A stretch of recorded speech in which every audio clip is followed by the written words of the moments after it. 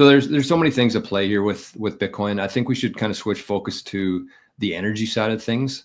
I will kind of preface this with, before I got into Bitcoin, I knew zero about energy. I knew that when I turned on the light switch, the lights came on, but it's very much shifted my mindset of that everything in life is energy, and Bitcoin. And we've never, as a species and planet Earth here, we've never unlocked is it the Kardashev scale? Like, we've never gotten past like the very bottom of that. But I think that Bitcoin is going to bring us to that next level and beyond that. So I'm interested, as an energy guy, just kind of give us your take on Bitcoin and what kind of implications it's going to have on our future for energy. Yeah, well, I think, long-term Kardashev scale, I haven't done as much thinking. I mean, I think we're going to lead that direction. And I think Bitcoin will probably play a big role in getting us there faster. But if I think about the more here and now, what are the problems that our current energy system faces? We want to have more renewables. Renewables has benefits over fossil fuels, even if you don't bring the carbon dioxide element into it. Mm-hmm. Just something that is not,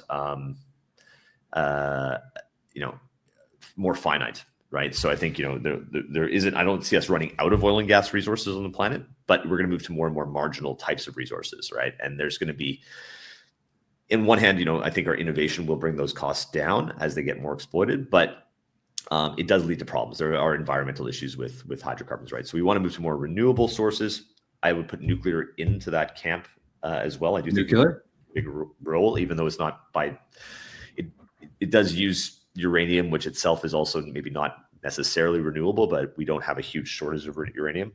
Mm-hmm. But I think the issue with the renewables is, of course, aspects of the economics are not great. There is intermittency.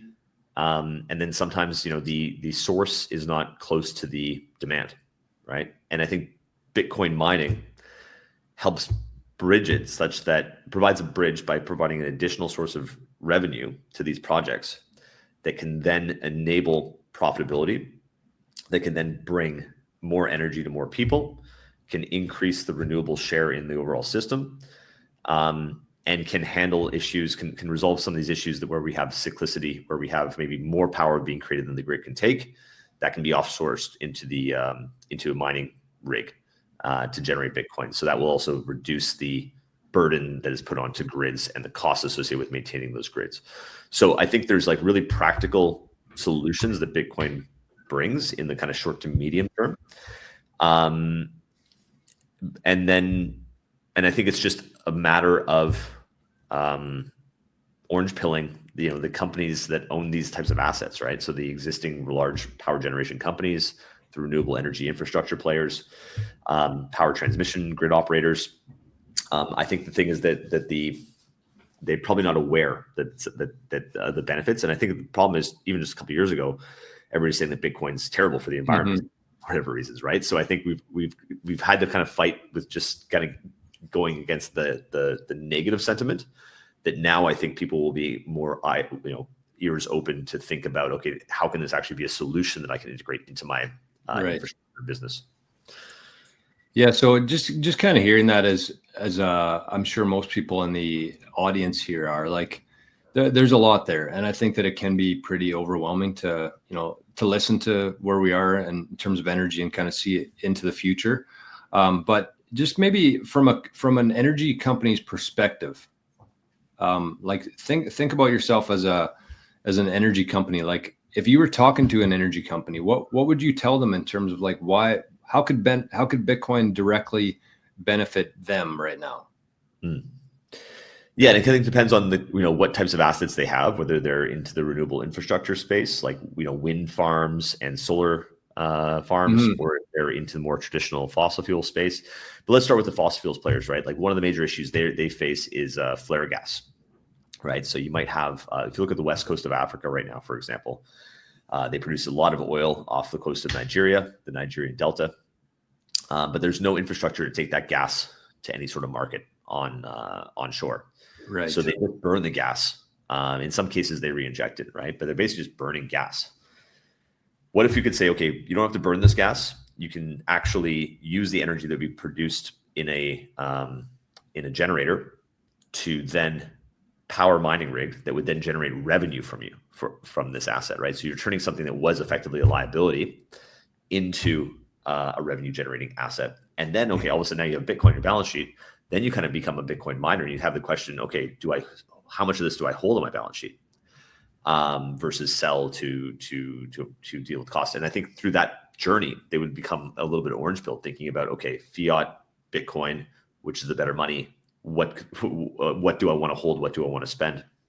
And then I think it opens up a whole nother set of doors and discussions about the longer term view of Bitcoin, especially as more and more companies start kind of moving into this space and holding Bitcoin as a treasury asset. So that's one example. I think it would be a different factor for a company that maybe has wind assets that are sometimes what about them? Electricity. Yeah, during peak periods here in Denmark, there's more electricity generated than the grid can handle. So similarly, say, okay, during those periods of time, instead of shutting down your turbines, you just direct the excess power to a rig, run the rig, generate additional revenue, increases your economics. And again, you're in that same position. Now you have Bitcoin as an asset. What do you do with it? It starts opening up new questions, new opportunities, and new strategies. So that makes so much sense to me. And that's one of the things I'm most excited about, because that's such a huge industry, is the energy. Like, everything in life is energy. And so I'm interested to kind of hear your perspective on this, because this is something I think a lot about. And I don't understand energy in the same level as you do, but this is just kind of at a very basic level. This is how I kind of see it here. So where I live, we have a whole bunch of hydropower, like water. There's up north. I mean, if you look at Canada itself, I think that like 90% of the population is within like 100 miles of the American border. So everything's very south, but up north, there's just a ton of natural resources up there and a lot of hydropower. And kind of how I see this myself is, like, if you think about it today, like if you were to go build something in terms of infrastructure up north, first of all, it costs a ton. Like, just to even think about it, before you even get the thought in your head, it's like millions and millions of dollars. Then you got to find people to get up there. And then you kind of have to build everything out. And then you have to generate the energy, but then you have to send it somewhere. So energy only travels so far. Electricity only travels so far. So that it's up there, like the resources are up there, but we have no ability without Bitcoin mining to actually capture that energy. Whereas if you throw a Bitcoin miner on there, all of a sudden you don't have to send that energy anywhere. You can just turn that directly into money now.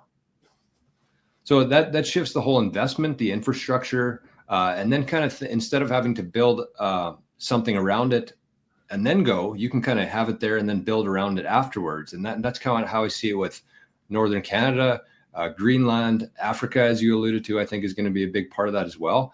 But does that make sense, or am I kind of out to lunch with that? No, it totally makes sense. And it's kind of, that position of like the energy sources are not always where the demand is, right? So now we're bringing demand to the source of the energy, right? And I think that's great. And those will tend to be the lowest cost sources, right? So you find large untapped potential of energy, and that will then should decarbonize the Bitcoin network in the process of doing that. And I think the other thing you bring up is this, the transmitting electricity, huge amounts of losses even today. I don't know what the exact number is. It's been a few years since I looked at it, but I think it's something like 30% of all of the power that's generated in the world is wasted through transmission losses. So there's a huge amount of loss there. So again, there's probably an optimization that Bitcoin mining will bring as you strategically locate these things in the different positions of the grid. They can then minimize how much losses we see in the grid. Yeah, that's okay. So that does make sense to me then, because I guess the other side of that too that I kind of forgot to mention there was that, assuming you did put the infrastructure there, you had the investment, there's a lot of energy out there. So you would either have two options there. You either like build a community around that to support or to have the demand for that energy that you could sell to those consumers locally, or you would have to send it somewhere. And you're saying that like 30% of it overall is lost, but imagine having to send it way up there to whoever needs it down here. Like I think that it'd be a lot more than 30% lost there. So all of a sudden, like Bitcoin to me is like the first asset that's ever existed where you can convert natural resources like water, like methane gas, like anything. You can, instead of having to sell that energy to somebody, Bitcoin is the buyer of that, and you can convert that directly into money. Like that's just such a huge thing to me. That's the unlock with Bitcoin to me. Yeah, and I think I totally agree with you. And I think the cool thing is in Africa, when you look there, right? So there's been, there's 1 billion people. I think there's been another 1 billion coming into Africa over the next century, right?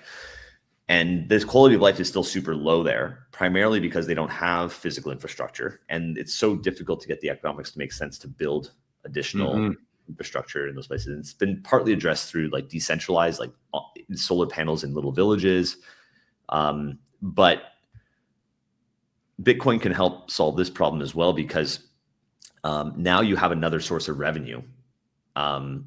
Besides just, you might be able to fund the infrastructure through Bitcoin, the Bitcoin they're going to mine, and then divert a portion of that into local communities, right? So that you're not relying only on, these poor communities that don't have a lot of wealth, that can't really afford a huge amount to basically pay off high enough prices that will pay off the capital investment, but they can become like a byproduct beneficiary of the new infrastructure that's built primarily for the purposes of Bitcoin mining.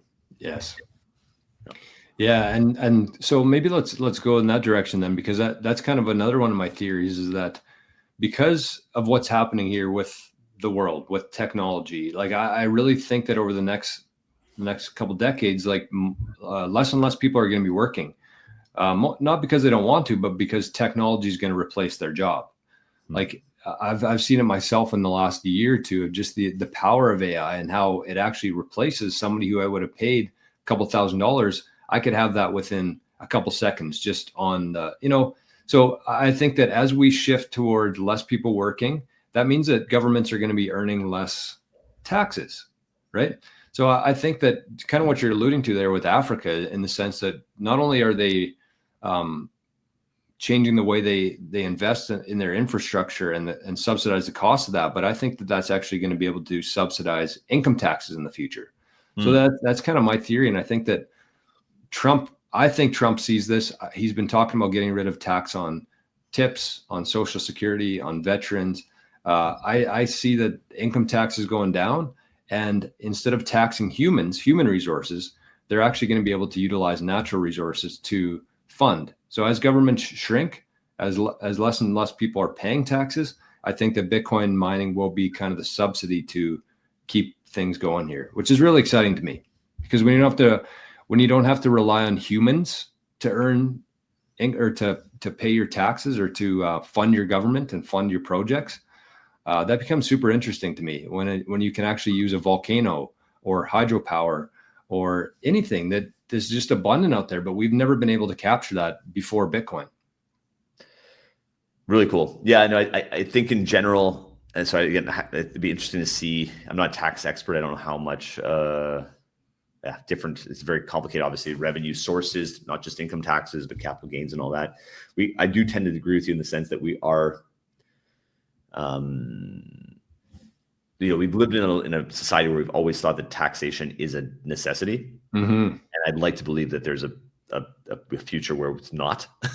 Agreed. Or if there is taxation, it's done in ways that are really, we're discouraging things that are unhealthy in people's lifestyles or something like that, right? Taxes on things like cigarettes, allow people to smoke, but maybe tax that, alcohol. But I think in general, what we're going to see is that, governments will have to spend within their means. They're not going to be able to use the money printer. They're going to have to rely on whatever they can generate, either through taxation or through other asset sources. And I think that's just going to create much less waste, much greater use of productivity. And instead of just wasting people's time to do non-productive things, people either have more leisure time or be working on things that are productive, right? Because I think right now it's the worst of both worlds, right? We're forcing people to work in jobs that are not necessary, simply because governments need to spend more money to boost GDP in the short term, right? Just to keep people employed. So I think we have the wrong metrics that governments are going after, and the wrong tools and so forth. So I do think Bitcoin will resolve many of these factors, and again, to the net benefit of just general humanity and citizens, either more leisure, better quality of life, more meaningful work. And so I think working less, being replaced, probably will be a good thing, because we can focus on things that are more meaningful to us. Fully agree with that. Fully agree with that.